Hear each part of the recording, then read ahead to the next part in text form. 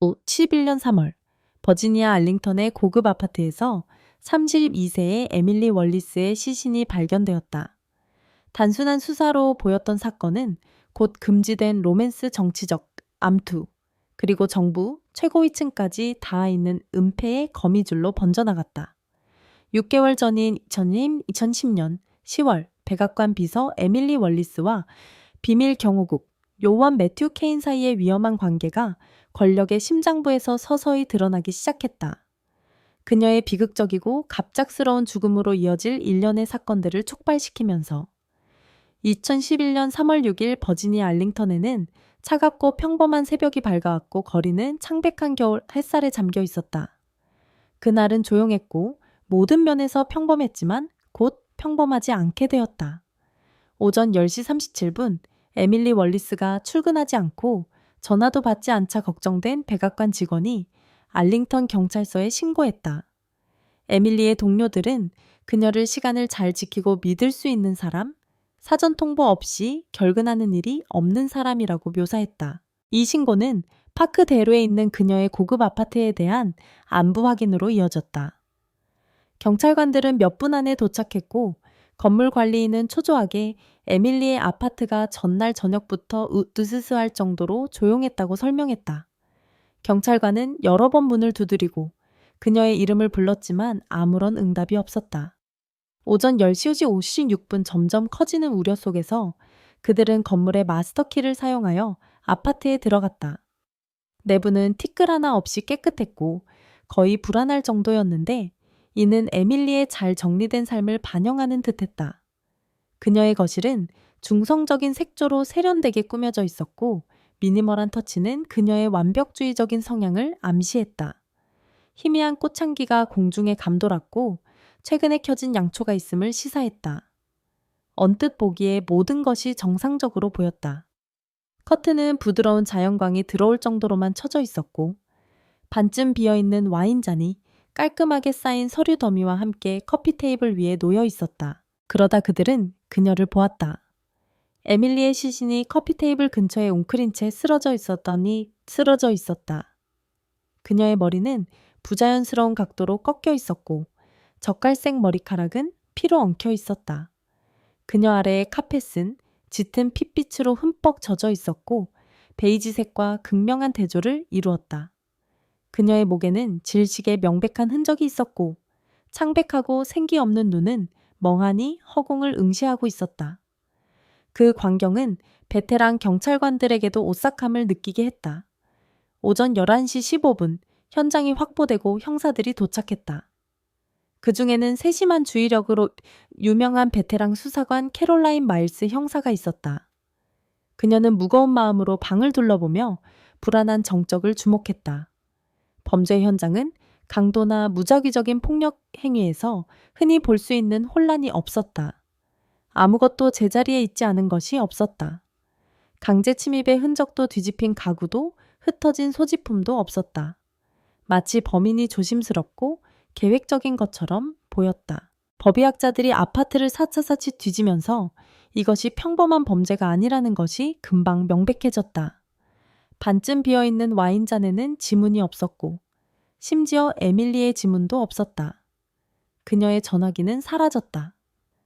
식탁 위에 노트북이 손대지 않은 채로 남아있다는 점을 고려하면 특이한 점이었다.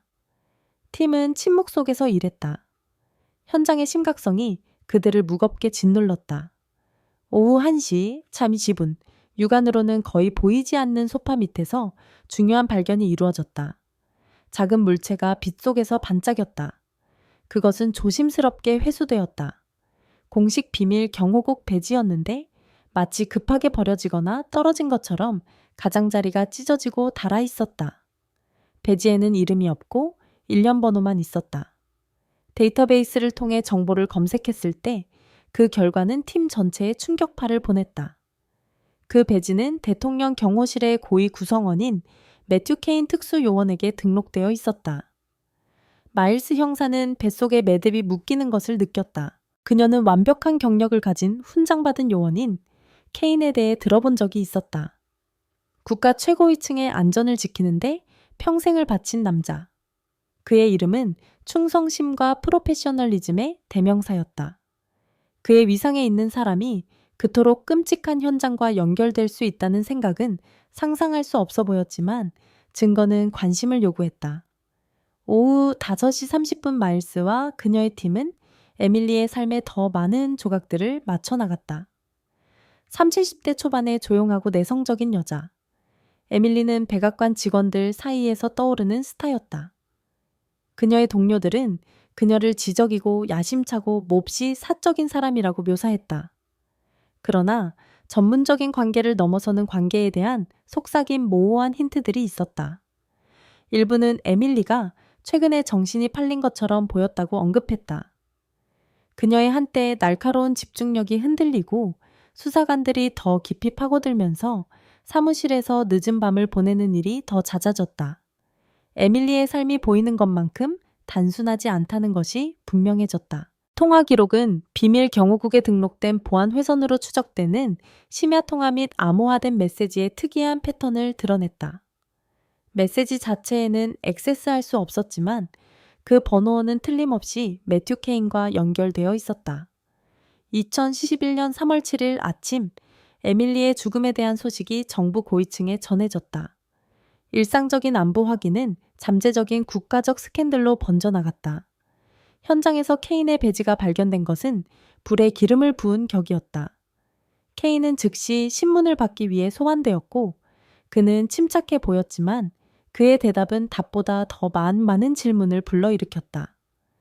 그는 에밀리를 알고 있다고 인정했지만 어떤 낭만적인 관계도 부인했다.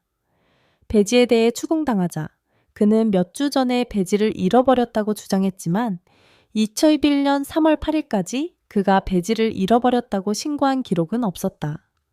에밀리의 살인사건에 대한 수사는 더 이상 알링턴 경찰서에 국한되지 않았다. 연방기관들이 개입되었다. 그들의 존재는 위험성을 극명하게 상기시켜 주었다. 언론은 처음에는 사건을 알지 못했지만 유명한 기자들의 귀에까지 들리는 특이한 죽음에 대한 속삭임을 돌기 시작했다. 그 장면은 이제 통제된 혼란의 장이었다. 에밀리 아파트의 깨끗한 벽은 전개되는 폭풍을 목격하고 있었다. 모든 세부 사항은 미스터리를 더 깊게 만드는 것 같았다. 에밀리의 몸에 방어 흔적이 없고 와인잔에 지워진 지문, 그리고 가장 파멸적인 것은 신뢰받는 요원을 의심의 궤도에 놓은 배지였다. 에밀리 월리스는 사라졌지만 그녀의 삶에 얽힌 실타래와 그녀가 간직한 비밀은 이제 막 풀리기 시작했다. 에밀리 월리스는 워싱턴의 혼란스러운 권력의 복도에서 항상 조용한 힘의 상징이었다. 그녀가 인디애나의 작은 마을에서 백악관 비서라는 명망 있는 역할까지 빠르게 승진한 것은 우연이 아니었다. 그녀는 야망과 침착한 태도로 위기를 관리하는 타고난 능력의 조화에 힘입어 쉼없이 일했고 이는 모든 면에서 그녀에게 존경심을 안겨주었다. 그러나 2010년 10월까지 그녀의 세련된 겉모습에 금이 가기 시작했다. 그녀에게 가장 가까운 사람들만이 알아챘지만 에밀리는 몇 주 동안 불안한 익명의 편지를 받아왔다. 그것들은 누구를 믿을지 조심하라. 와 같이 블록체로 쓰여진 단순한 문구인 모호한 제보로 시작되었다. 그러나 빠르게 훨씬 더 개인적이고 불길한 위협으로 확대되었다. 이달 말까지 그 메모에는 매튜 케인 특수요원과의 비밀스러운 관계에 대한 놀라운 힌트가 담겨 있었다. 특히 오싹한 메시지 하나가 조용한 금요일 오후 7시 30분에 그녀의 사무실 서랍에 남겨졌다. 불장난을 하고 있군. 불타버릴 거야. 에밀리는 항상 사생활에 신중했다.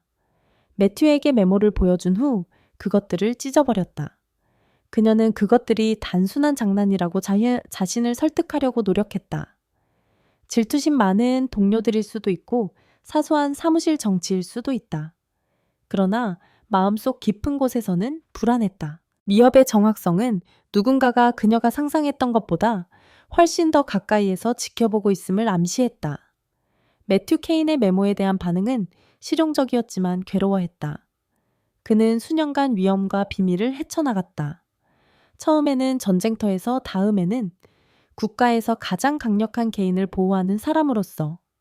메모는 불안했지만 그는 관리할 수 있다고 생각했다. 그러나 케이는 에밀리가 얼마나 두려움을 내면하고 있는지 알지 못했다. 11월 중순까지 그녀의 평소 침착한 태도는 더욱 불안해졌다. 그녀는 회의 중에 눈을 마주치는 것을 피하기 시작했고 한때 쉬웠던 멀티태스킹은 흔들리고 있었다. 동료들은 그것을 번아웃으로 돌렸다. 그러나 매튜는 에밀리가 무너지고 있다는 진실을 보았다. 그리고 여러 면에서 그도 그랬다. 그들의 관계는 2010년 말에 육체적으로 변한 이후로 점점 더 강렬해졌다. 위로가 되는 동반 관계로 시작된 것은 깊고 소모적인 연결로 변모했다. 그들은 웨스트 윙의 조용한 구석에서 만났고 심야 전화 통화 중에 속삭이는 어조로 말했고 일정이 허락할 때마다 덧없는 친밀한 순간을 공유했다. 매튜는 그 불륜에 흥분하면서도 두려워했다. 그는 통제와 질서로 경력을 쌓았다. 그러나 에밀리는 그의 삶에서 그러한 경계를 무시하는 유일한 것이었다. 그는 그것이 무모하다는 것을 알았다. 그는 직장 명성가족을 잃을 수 있었다. 그러나 떠나는 것은 불가능하다고 느껴졌다. 2010년 12월까지 긴장은 한계점에 도달했다.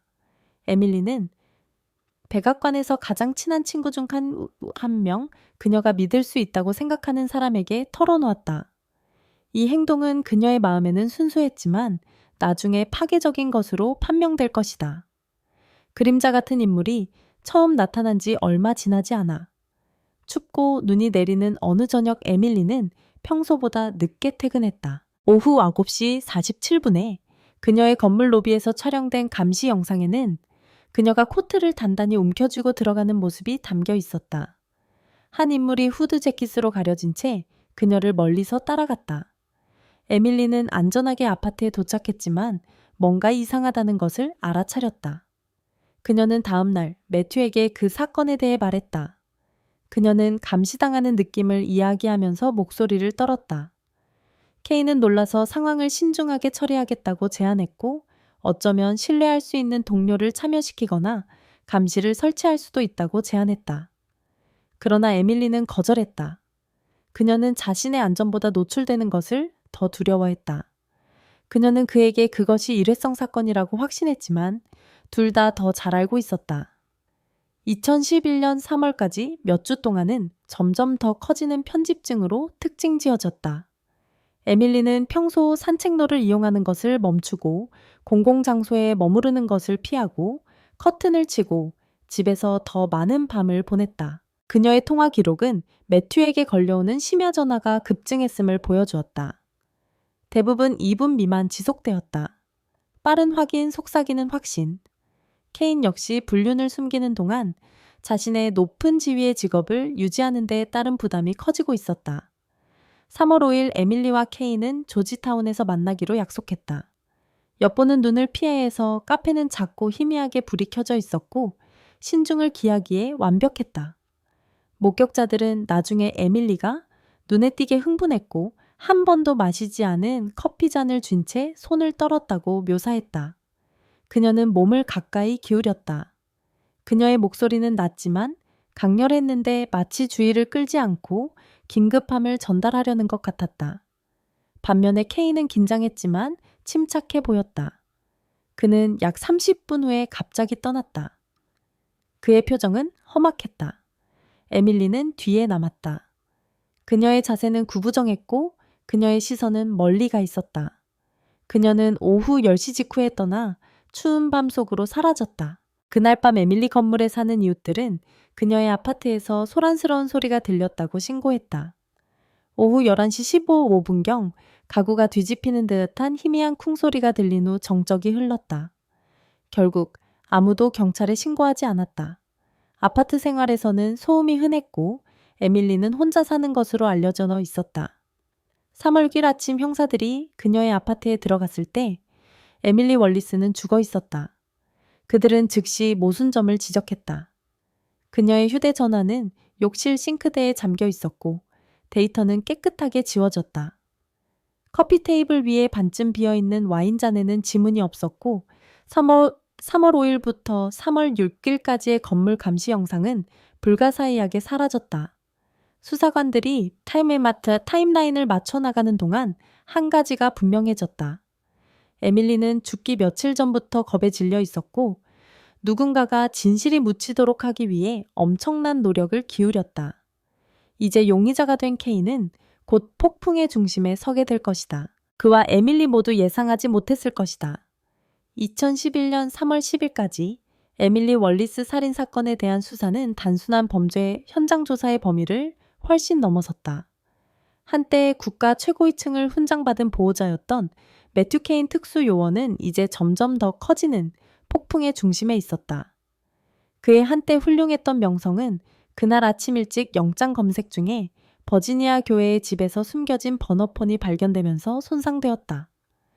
수사관들은 장치에서 발견한 것, 즉 케인과 에밀리가 그녀의 죽기 몇 주 전에 주고받은 메시지 흔적에 충격을 받았다.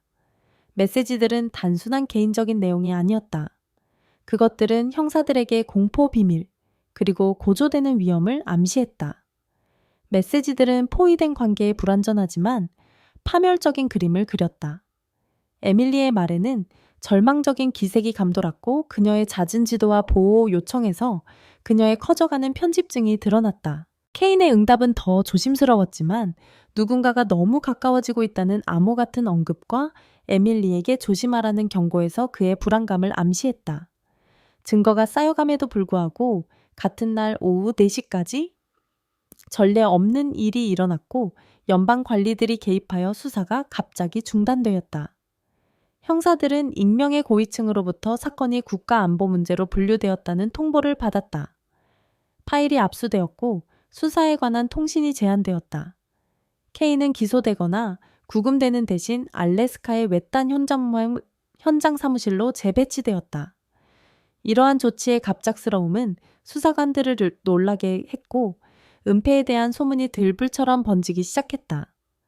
몇 시간 만에 뉴스 매체들은 기밀 사건에 대한 속삭임을 포착하기 시작했다.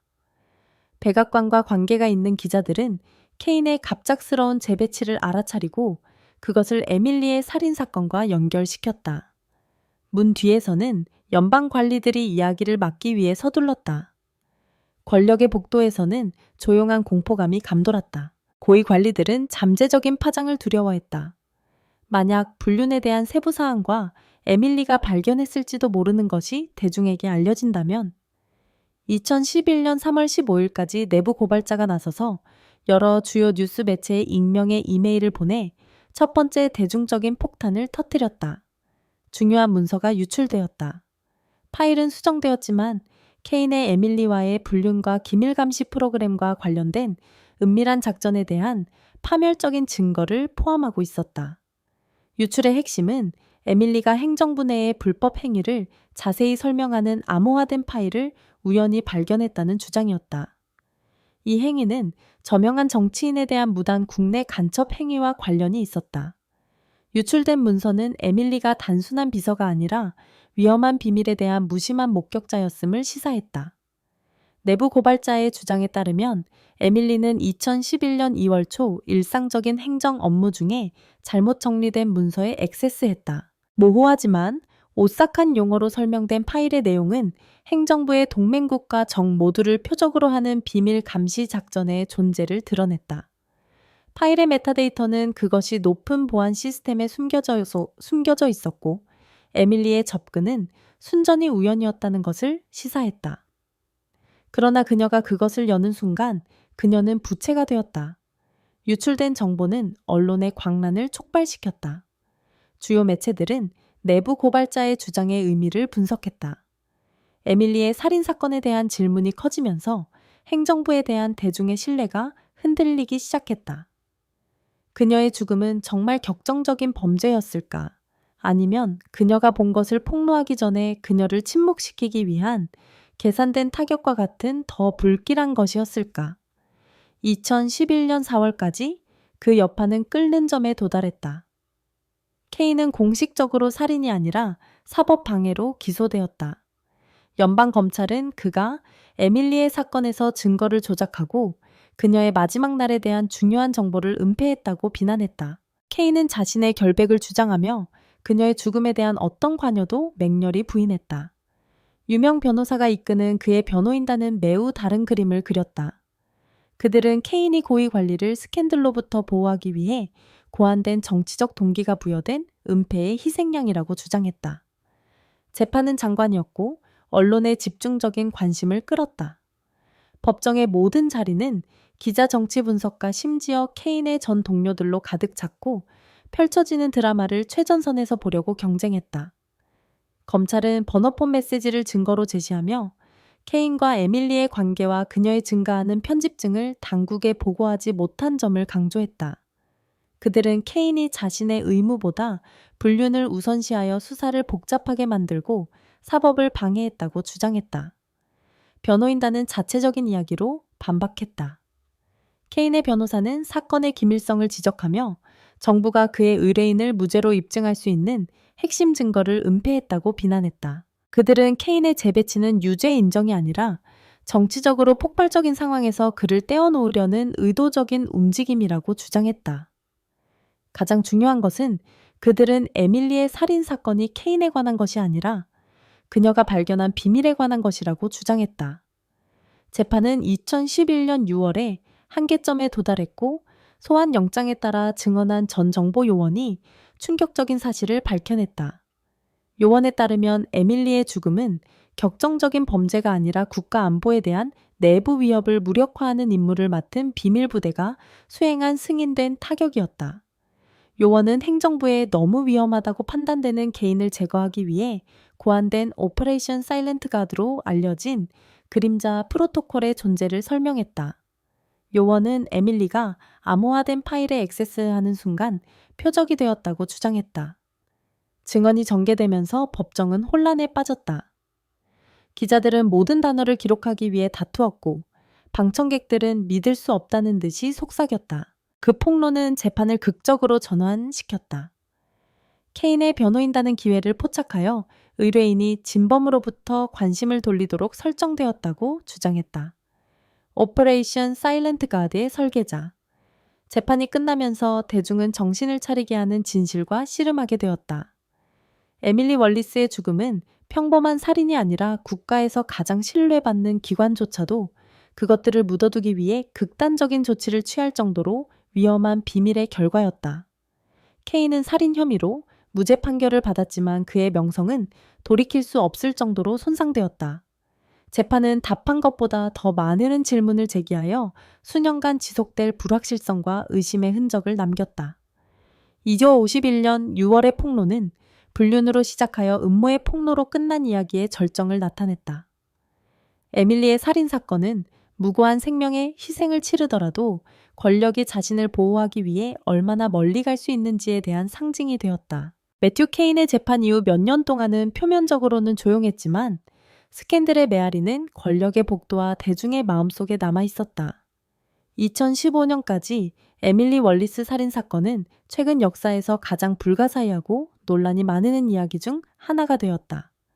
공식적으로 케인은 그녀의 살인 혐의로 무죄 판결을 받았지만 그녀의 죽음을 둘러싼 의문은 사라지지 않았다. 정부가 핵심 증거를 기밀 해제하려는 것을 거부하면서 음모론이 더욱 부채질되었고 한때 존경받는 요원이었던 케인은 예전의 그림자가 되었다. 2011년 6월 무죄 판결을 받은 후 케인은 대중의 시야에서 사라졌다. 그는 워싱턴의 끊임없는 감시에서 멀리 떨어진 알래스카의 외딴 마을로 이주했고 한때 깨끗했던 그의 경력과 훈장받은 명성은 돌이킬 수 없을 정도로 손상되었고 그는 조용한 망명 생활을 했다. 알래스카의 작은 공동체에 사는 사람들은 그를 거의 보지 못했다. 그를 본 사람들은 유령에 홀린 듯한 남자를 묘사했다. 그의 날카로운 눈은 이제 의심과 배신의 무게를 짊어지는 데서 오는 피로로 흐릿해졌다. 고독이 그에게 어울리거나 어쩌면 그것이 그에게 남은 전부였을 수도 있다. 그의 육체적 고립에도 불구하고 케인의 이름은 시티 스캔들의 상징으로 남아 있었다. 에밀리의 죽음에 대한 그의 관여에 대한 추측은 결코 멈추지 않았다. 어떤 사람들은 그가 무죄이고 정치적 음모의 그물에 걸린 희생양이라고 믿었다. 다른 사람들은 그가 행위 자체는 아닐지라도 은폐에 공모했다고 확신했다. 기밀 문서와 봉인된 증언 아래 묻힌 진실은 짜증날 정도로 손이 닿지 않는 곳에 남아 있었다. 에밀리의 가족에게 종결은 잡히지 않는 꿈이었다. 인디애나 출신의 은퇴한 교사인 그녀의 부모는 슬픔에 잠겼다. 그들은 기자들에게 말하기를 거부했다. 그들의 조용한 중서부집은 결코 진정으로 끝나지 않은 언론의 광란으로부터의 선격이 되었다. 에밀리의 여동생 클레어는 정부 투명성을 옹호하는 사람이 되었다. 2014년까지 그녀는 수사의 모순 정치적 간섭, 그리고 사건이 그녀의 가족에게 미친 정서적 피해를 자세히 설명하는 책을 출판했다. 그 책은 사건에 대한 대중의 관심을 되살렸고 워싱턴 정부 최고위층에서 책임에 대한 논쟁을 촉발시켰다. 에밀리의 죽음을 둘러싼 속삭임은 결코 진정으로 사라지지 않았다.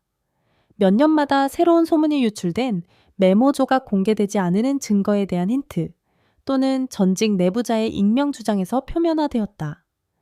2013년까지 여러 유명한 기자들이 이야기를 짜맞추려고 시도했지만 각 조사는 동일한 장애물에 부딪혔다. 기밀 파일과 함구령. 비밀 유지는 진실이 그 누구도 감히 상상할 수 있는 것보다 훨씬 더 어둡다는 의혹만 깊어지게 했다. 2014년에 한 탐사보도 기자가 보관된 정보 데이터베이스에서 오페레이션 사일렌트 가드라는 이름의 신비한 파일의 존재를 발견했을 때 특히 오싹한 세부 사항이 드러났다. 심하게 수정된 그 파일은 케인의 재판에서 나온 증언, 즉 국가 안보에 위협이 된다고 간주되는 개인을 표적으로 하는 비밀 프로그램을 확인하는 것처럼 보였다. 에밀리와의 직접적인 연관성은 결코 확립되지 않았지만 그녀의 죽음의 시기와 기밀 문서를 우연히 발견한 것은 그녀가 프로그램의 조준경에 잡혔음을 시사했다. 2015년까지 케인은 은둔자가 되어 험준한 알래스카 황무지로 둘러싸인 작은 오두막에서 살았다. 그는 누구와도 거의 이야기하지 않았고 인터넷을 피하고 그리드에서 벗어나 살았다. 그러나 그와 이야기할 수 있었던 사람들은 여전히 답을 찾고 있는 남자를 묘사했다. 케인은 에밀리의 살인사건에 대한 자신의 결백을 확고히 주장했지만 그들의 불륜과 그것이 그녀의 삶에 가져온 위험에 대한 죄책감을 짊어졌다. 그는 한때 지역 주민에게 자신이 에밀리를 자주 꿈꾸는데 그가 알고 있던 활기차고 야심찬 여성이 아니라 재판 중에 범죄 현원장 사진에서 본 생명이 없는 시신이라고 털어놓았다. 재판 이후 몇 년 동안 음모론자들은 그 사건에 매달려 그럴듯한 것부터 엉뚱한 것까지 광범위한 정교한 이야기를 엮었다. 일부는 에밀리의 죽음이 불법 감시 프로그램을 보호하기 위해 고위 관리가 지시한 조직적인 타격이라고 주장했다. 다른 사람들은 그녀가 유명한 정치인을 포함한 협박 계획을 밝혀낸 후 침묵을 강요당했다고 제안했다. 한 이론은 심지어 그녀의 죽음이 백악관 내에 누군가가 수행한 개인적인 복수라고 추측하네했다. 각 이론은 미스터리의 층을 더했을 뿐이며 그 사건이 대중의 상상력 속에서 살아있도록 보장했다. 결국 에밀리 월리스는 살인의 희생자 그 이상이 되었다. 그녀는 대답 없는 질문 묻힌 비밀, 그리고 잘못된 시간에 잘못된 장소에 있는 것에 대한 대가가 되었다. 그녀의 이야기는 그녀의 삶처럼 미완성 상태로 남아 기밀 파일의 그림자 속에 갇혀 세상의 권력이 얼마나 멀리 갈 수 있는지 궁금해하게 만든다. 자신의 비밀을 묻기 위해서 매일 업데이트되는 소식을 놓치지 않도록 좋아요와 구독을 잊지 마세요.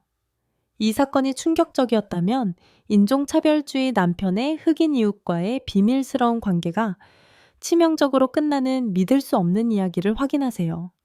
놓치고 싶지 않을 거예요. 댓글로 생각을 알려주세요.